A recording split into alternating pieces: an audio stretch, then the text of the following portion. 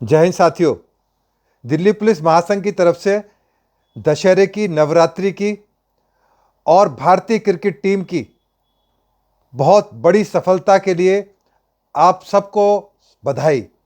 Delhi police के मेरे जो साथी हैं, रामलीलाओं के दिनों में रात दिन जिस तरह से ड्यूटी देते हैं और जब भी कोई पुलिस अच्छा काम करती है और ख़ासकर से राजधानी की पुलिस, तो इसकी रिकॉग्निशन लगभग शून्य होती है। तमाम सोशल मीडिया और पुलिस को पानी पी पी कर कोसने वाले ऐसे समय पर बिल्कुल चुप हो जाते हैं और नदारद हो जाते हैं।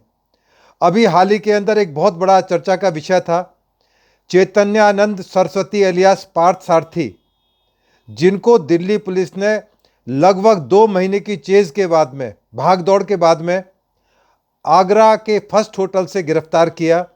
उसके बारे में ये सो कॉल्ड जो धूर्त और पाखंडी बाबा था, इसके बारे में तमाम तरह की बातें की गई, परंतु दिल्ली पुलिस ने जो अथक प्रयास करके, जो हमारी टीम्स थी, उन्होंने जिस तरह से इसको ट्रैक किया, जिस तरह से लंदन भागा, लंदन के बाद मथुरा, वृंदावन होते हुए आगरा गया, तमाम जगह पर इसको ट्रैक करते हुए आखिर में इसकी गिरफ्तारी संभव हुई, जिसके पास लगभग 28 एफडीज और 8 करोड़ रुपए का लेन देन का हिसाब किताब और बहुत सारी ऐसी ऑब्जेक्शनेबल चीज़ मिली कि जिससे सबकी आंखें स्तब्ध रह गई।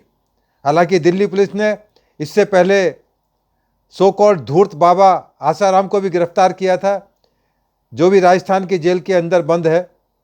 उस समय भी बहुत बड़ा सवाल हुआ था कि ऐसे धार्मिक बाबाओं को क्यों अरेस्ट किया जा रहा है। और बहुत से बाबा दिल्ली पुलिस ने गिरफ्तार किए हैं, कुछ भागे हुए हैं, कुछ अंडरग्राउंड हो गए हैं। तो ये सरस्वती जो बाबा सो कॉल्ड है, इनका साम्राज्य दिल्ली, यूपी, राजस्थान, हरियाणा, मध्य प्रदेश, वेस्ट बंगाल में फैला हुआ था। इनकी धूर्तता की कहानी इतनी निकल कर आ रही है, तमाम चटकारे लेकर बातें कर रहे हैं। 2 पासपोर्ट बनवाए गए, कई कई पैन कार्ड मिले हैं उनके पास से, और इतना बड़ा इंस्टीट्यूट, पॉश एरिया, जो बसंत कुंज जैसा पॉश एरिया है, जहाँ पर Sharda institute of management and research के नाम से इंस्टीट्यूट चलाते थे, और बहुत लंबे समय तक पुलिस की आंखों में, समाज की आंखों में, सरकार की आंख में धोखा देते रहे। बड़े सारे नाम उनके हैं, डॉक्टर पार्थ सारथी के नाम से जाने जाते हैं। यूनाइटेड नेशंस की गाड़ी का नंबर उनके नेम प्लेट पर लगा। बड़ा आश्चर्य की बात है, मैं भी यूनाइटेड नेशंस में रहा हूँ, तो मैंने ऐसा पहली बार सुना कि हिंदुस्तान के अंदर एक ऐसा धूर्त बाबा भी है जो यूनाइटेड नेशंस के कार्ड का इस्तेमाल करता है और कार का नंबर तक लगाता है।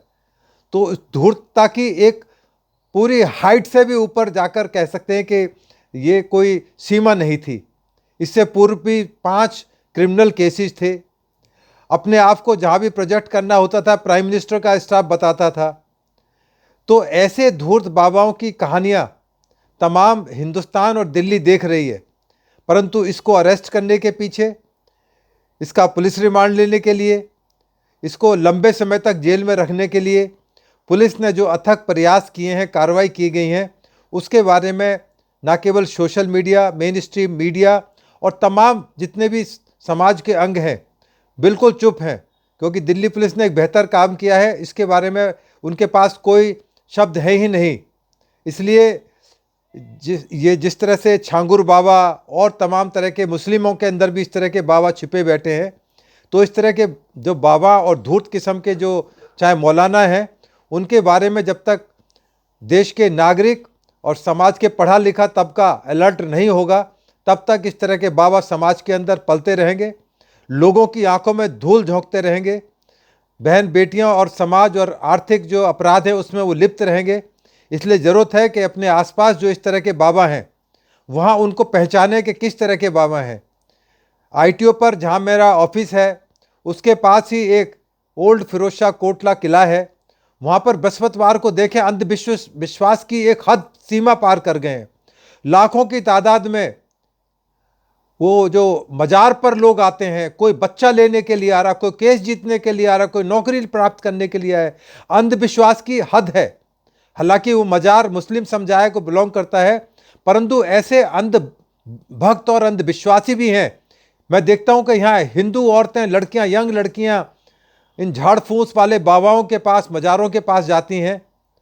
आपने देखा होगा राजस्थान में कई जगह इस तरह के बाबा और मज़ारों की पोल खुली है।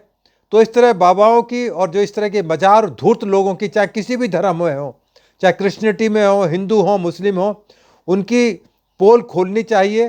पुलिस खोले, समाज खोले, बिना डरे सामने आए, अपनी कंप्लेंट लिखाएं, एफआईआर कराएं। अब जो 17 जो उनकी शिकार थी, जो बच्चियां थीं, जिनको टॉयलेट के अंदर उन्होंने कैमरे लगाकर उनकी वीडियोग्राफी करते थे, पुलिस को इन्वेस्टिगेशन में कॉपरेट नहीं कर रहा है ये धूर्त किस्म का बाबा। अपने पासवर्ड नहीं बता रहा, हालांकि एफएसएल में जाकर सब चीज़ खोल ली जाती हैं, उसको शायद इतनी जानकारी नहीं है, जितनी अकल होगी उतना ही काम करेगा। परंतु मैं अपने दिल्ली पुलिस के साथियों को, जिन्होंने इस कार्य में एक बेहतरीन योगदान दिया है दिल्ली पुलिस का, मैं उनका तहे दिल से शुक्रिया करता हूं और उम्मीद करता हूं कि त्योहारों का जो ये मौसम शुरू हुआ है, ये बहुत बेहतरीन तरीके से हम लोग सफलतापूर्वक उसमें कामयाब हो पाएंगे। और दिल्ली पुलिस एक प्रोफेशनल फोर्स है, कोई भी अफसर आए जाए, परंतु जो कार्य है पुलिस का वो बदस्तूर जारी रहता है। मैं पुनः आपको त्योहारों से पूर्व नवरात्रि की और दशहरे की और तमाम त्योहारों की आपको एडवांस में शुभकामनाएं देता हूं और उम्मीद करता हूं कि आप दिल्ली पुलिस का नाम इसी तरह रोशन करते रहेंगे। और हम दिल्ली पुलिस के रिटायर्ड साथी पहले भी आपके साथ थे और आज और मजबूती से खड़े हुए हैं, क्योंकि जो हमारा संगठन है, हमारा दल है, हमारा काम आपको प्रोटेक्शन देना है। कोई भी गलत समाज का कोई भी वर्ग यदि सही चलने वाले जो पुलिस अधिकारी हैं, राइट थिंकिंग पुलिस ऑफिसर्स हैं, यदि उनके रास्ते में आएंगे तो हम उनके लिए दीवार बनकर खड़े हो जाएंगे। मैं उम्मीद करता हूं कि दिल्ली पुलिस के मेरे साथी बेहतरीन तरीके से काम करते रहेंगे और जो तमाम तरह के विवाद दिल्ली पुलिस के खिलाफ या दिल्ली पुलिस के बारे में किंवदंतियां या कहानियां गढ़ी जाती हैं, उस कहानियों से निकलकर एक प्रोफेशनल फोर्स के रूप में अपने आप को साबित करेंगे। जय हिंद साथियों, आप सभी को बहुत बहुत शुभकामनाएं।